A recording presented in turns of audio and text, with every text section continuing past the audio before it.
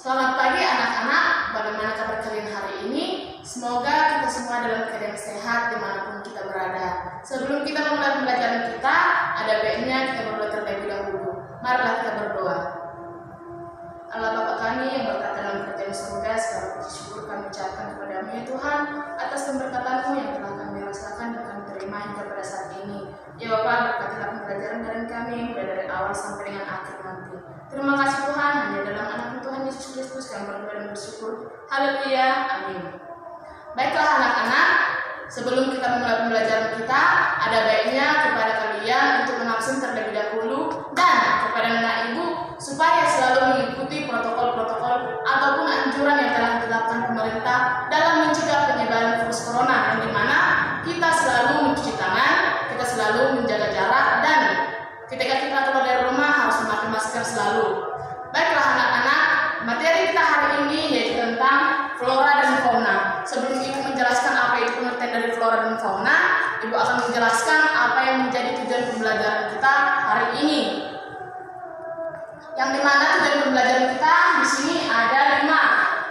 Silakan anak-anak ibu untuk memperhatikan di slide yang ditunjukkan ini ada 5 tujuan pembelajaran yang harus kita capai dalam pembelajaran kita satu hari ini. Yang dimana poin nomor 1 adalah peserta didik diharapkan mampu mengetahui apa itu pengertian dari flora. Yang kedua, peserta didik diharapkan mampu mengetahui apa itu pengertian dari fauna.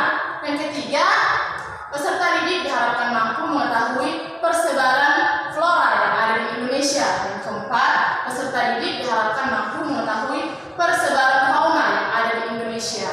Dan yang terakhir yang kelima di sini, peserta didik diharapkan mampu mengetahui pembagian fauna yang ada di Indonesia. Kelima inilah tujuan pembelajaran yang harus kita capai dalam pembelajaran kita ini. Selanjutnya kita akan membahasnya. Yang pertama itu flora. Apa sih yang dimaksud dengan flora? Apa sih yang dimaksud dengan fauna? Kita akan membahas satu persatu daripada pembelajaran kita ini. Yang dimana flora adalah dunia yang membahas tentang tumbuh-tumbuhan di suatu daerah ataupun di suatu tempat. Yang kedua itu fauna adalah dunia yang membahas tentang hewan di suatu tempat ataupun suatu wilayah. Itulah yang membedakan flora dan fauna. Selanjutnya kita masuk ke yang poin pertama, yang flora. Silakan kepada anak ibu untuk mengamati dan memperhatikan gambar yang telah ibu tunjukkan di sini. Baik, kita akan memperhatikan ini adalah bunga bangkai. Dapat memperhatikan di slide yang ditunjukkan ini seperti inilah gambar bunga bangkai. Yang kedua, kepada anak ibu silakan memperhatikan seperti inilah gambar bunga Rafflesia arnoldii. Yang ketiga seperti inilah gambar pohon kelapa. Yang keempat seperti inilah gambar pohon sagu. Dan yang kelima seperti inilah gambar bunga anggrek. Silakan kepada anak ibu untuk memperhatikan kelima daripada flora ataupun tumbuh-tumbuhan di sini. Mungkin di sekitar kalian terdapat kelima tumbuhan yang disebutkan tadi, dan mungkin juga di sekitar kalian tidak ada kelima contoh tumbuhan yang disebutkan tadi. Kenapa tumbuhan ini tidak ada di sekitarmu? Yuk kita akan membahasnya. Kenapa tidak ada tumbuhan yang disebutkan tadi di lingkungan sekitarmu? Dipengaruhi oleh beberapa faktor. Kita akan membahasnya, yaitu faktor-faktor penyebab persebaran flora di Indonesia. Faktor-faktor penyebab persebaran tumbuh-tumbuhan yang ada di Indonesia dipengaruhi oleh 4 faktor. Dapat kita lihat pada slide yang ditunjukkan ini.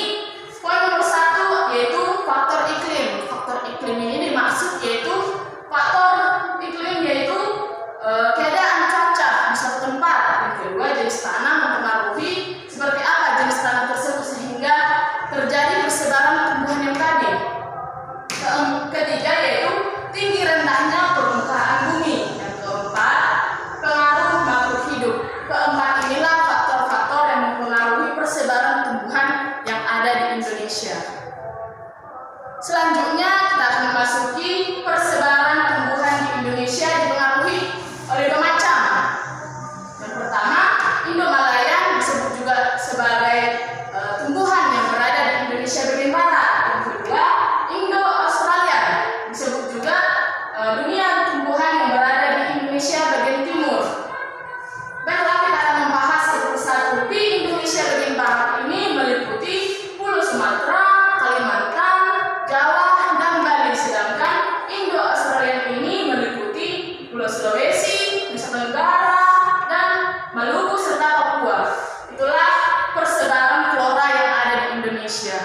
dibagi menjadi dua macam.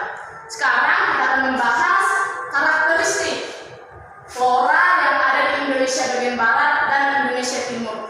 Karakteristik ini dimaksud yaitu ciri-ciri yang membedakan tumbuhan yang ada di Indonesia bagian barat dengan tumbuhan yang ada di Indonesia bagian timur. Yuk kita akan membahas satu persatu. Silahkan kamu amati perbedaannya di sini dapat ibu buat di sini, yaitu di Indonesia bagian barat jenis meranti-merantian sangat banyak, sedangkan di Indonesia bagian timur ini jenis meranti-merantiannya hanyalah sedikit.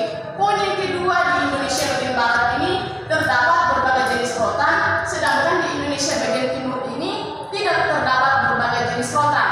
Poin yang ketiga, di Indonesia bagian barat ini tidak terdapat hutan kayu putih, sedangkan di Indonesia bagian timur terdapat hutan jenis kayu putih. Poin yang keempat, di Indonesia bagian barat ini jenis tumbuhan matoa atau disebut juga sebagai Pometia pinnata hanyalah sedikit, sedangkan di Indonesia bagian timur ini jenis tumbuhan matoa itu sangat banyak, apalagi terutama di Papua. Poin yang kelima, di Indonesia bagian barat ini jenis tumbuhan sagu sangat sedikit, sedangkan di Indonesia bagian timur ini jenis tumbuhan sagu itu sangatlah banyak. Poin yang terakhir di sini, di Indonesia bagian barat adalah terdapat berbagai jenis nangka, sedangkan di Indonesia bagian timur tidak terdapat jenis nangka. Inilah karakteristik ataupun ciri-ciri yang membedakan di Indonesia bagian barat dan Indonesia bagian timur. Baiklah, tadi kita sudah membahas tentang persebaran flora ataupun persebaran tumbuhan di Indonesia. Sekarang kita akan memasuki persebaran fauna yang ada di Indonesia, yang dimana persebaran fauna ataupun persebaran hewan di Indonesia dipengaruhi oleh 3 faktor, di mana yang pertama adalah keadaan alam, yang kedua ada rekaman alam, dan yang terakhir adanya gerakan hewan. Itulah faktor-faktor yang menyebabkan persebaran hewan ataupun fauna yang ada di Indonesia. Silakan kepada ibu untuk memperhatikan peta Indonesia ini. Inilah persebaran fauna ataupun persebaran hewan yang ada di Indonesia, yaitu terbagi atas 3 macam, yaitu yang pertama fauna Indonesia bagian barat. Dapat kita lihat di sinilah hewan di Indonesia bagian barat, yaitu yang meliputi Pulau Sumatera, Pulau Jawa, Pulau Bali, Pulau Kalimantan. Sedangkan yang kedua, fauna Indonesia bagian tengah meliputi Nusa Tenggara, Sulawesi, dan pulau-pulau kecil di sekitarnya. Yang ketiga, fauna Indonesia bagian timur. Dapat kami lihat pada slide ini ditunjukkan. Ini meliputi Pulau Papua, Pulau Maluku, dan pulau-pulau kecil di sekitarnya. Inilah ketiga persebaran fauna atau persebaran hewan di Indonesia. Dan ibu buat juga di sini ada garis. Apa sih yang dimaksud dengan garis relasi ini? Dapat kami lihat. Ini kan, ini garis yang ibu buat di slide. Ini adalah garis relais, dan ini adalah garis Weber. Silakan pada anak ibu untuk memperhatikan garis yang ibu sudah buat ini. Garis relais adalah garis yang membatasi hewan Indonesia bagian barat dengan Indonesia bagian tengah. Sedangkan garis Weber ini adalah hewan ataupun fauna yang membatasi fauna Indonesia bagian tengah dengan fauna Indonesia bagian timur. Itulah pengertian daripada garis relais dan garis Weber.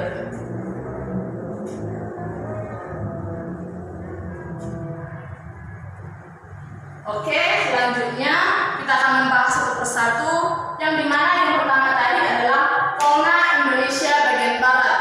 Fauna Indonesia bagian barat ini memiliki ciri atau tipe halnya seperti fauna Asia, yaitu disebut juga sebagai tipe asiatis, yang dimana ciri-cirinya ada 4. Silakan kepada ibu untuk memperhatikan slide yang ibu buat ini, yang dimana ciri yang pertama adalah dapat terlihat memiliki spesies mamalia yang berukuran besar. Yang kedua, terdapat berbagai jenis kerang. Yang ketiga, terdapat berbagai jenis hewan endemik. Yang keempat, terdapat jenis burung yang mempunyai warna bulu yang kurang menarik. Itulah ciri-ciri di Indonesia bagian barat, fauna Indonesia bagian barat ataupun hewan di Indonesia bagian barat. Sekarang kita akan masuk contoh hewan yang ada Indonesia Barat itu yang dimana yang pertama itu ada gajah yang terdapat di Pulau Sumatera, ada harimau yang terdapat di Pulau Sumatera, Jawa, dan Bali, ada banteng yang terdapat di Jawa dan Kalimantan, ada orangutan yang terdapat di Sumatera dan Kalimantan, ada badak bercula satu yang terdapat di Jawa, dapat kamu lihat sini, ada burung jalak Bali yang terdapat di Bali, ada terenggiling yang terdapat di Sumatera dan Kalimantan. Inilah contoh tadi hewan yang ada di Indonesia bagian barat. Yang kedua adalah fauna ataupun hewan di Indonesia bagian tengah, atau di sini disebut juga sebagai tipe peralihan, yang dimana memiliki ciri-ciri, yaitu yang pertama banyak terdapat hewan asli, yang kedua memiliki kemiripan dengan fauna asiatis atau Asia Australis, yang ketiga terdapat berbagai jenis hewan langka, yang keempat faunanya sebagian dari hewan purba yang masih mampu bertahan hidup sampai dengan sekarang. Itulah ciri-ciri hewan di Indonesia bagian tengah atau tipe peralihan. Sekarang kita akan masuki contohnya, yaitu contoh yang pertama adalah anoa. Anoa terdapat di Pulau Sulawesi, dapat terlihat seperti inilah anoa. Yang kedua ada komodo yang terdapat di Nusa Tenggara Timur. Inilah yang disebut tadi hewan purba ataupun hewan langka tadi. Yang ini adalah burung rangkong yang terdapat di Sulawesi. Yang keempat ada kuskus yang terdapat di Sulawesi. Yang kelima ada berusa yang terdapat di Sulawesi. Yang keenam ada burung dewata. Dapat melihat seperti inilah gambar burung dewata. Yang ketujuh ada monyet hitam atau monyet ini disebut juga sebagai malaka namanya. Ini terdapat di Pulau Sulawesi. Inilah contoh tadi hewan yang berada di Indonesia bagian tengah. Sekarang kita akan memasuki poin yang ketiga, yaitu hewan Indonesia bagian timur ataupun fauna yang berada di Indonesia bagian timur. Memiliki ciri-ciri ada 4. Dapat kamu melihat di slide bukan ini. Yang pertama, banyak binatang yang berkantung. Yang kedua, mempunyai berbagai jenis burung yang memiliki bulu warna-warni. Yang ketiga, ikan air tawarnya jumlahnya hanya sedikit. Yang keempat ataupun ciri yang terakhir yaitu tipe ikan laut kebanyakan memiliki bentuk yang bulat panjang. Itulah ciri-ciri hewan di Indonesia bagian timur. Sekarang kita akan membahas contoh yang ada di Indonesia bagian timur itu. Yang pertama ada kanguru, yang dimana ciri yang pertama tadi kan memiliki hewan berkantung. Seperti inilah contohnya kanguru. Yang kedua ada landak durian. Yang ketiga ada burung muring, yang dimana tadi ada disebutkan di situ memiliki bulu-bulu yang berwarna. Yang keempat juga ada burung cendrawasih. Inilah tadi flora hewan yang terdapat di Indonesia bagian timur. Baiklah anak-anak, sekianlah materi kita hari ini. Sekianlah materi yang bisa disampaikan hari ini. Kiranya apa yang Ibu sampaikan tadi dapat kamu pelajari dan kamu simak. Untuk itu, pada Ibu silahkan kamu kerjakan soal yang sudah Ibu buat di sini. Ada 5. Yang pertama pertanyaan Ibu di sini, apa yang dimaksud dengan flora? Yang kedua, apa yang dimaksud dengan fauna? Yang ketiga, apa yang dimaksud dengan garis Wallace dan garis Weber? Yang keempat, soalnya yaitu tuliskan ciri-ciri flora di Indonesia bagian barat dan Indonesia bagian timur. Yang kelima, tuliskan contoh fauna Indonesia bagian barat, fauna Indonesia bagian tengah atau disebut juga tadi peralihan, dan fauna Indonesia bagian timur. Kelima inilah yang harus kamu kerjakan dan kamu kirimkan di Google Classroom.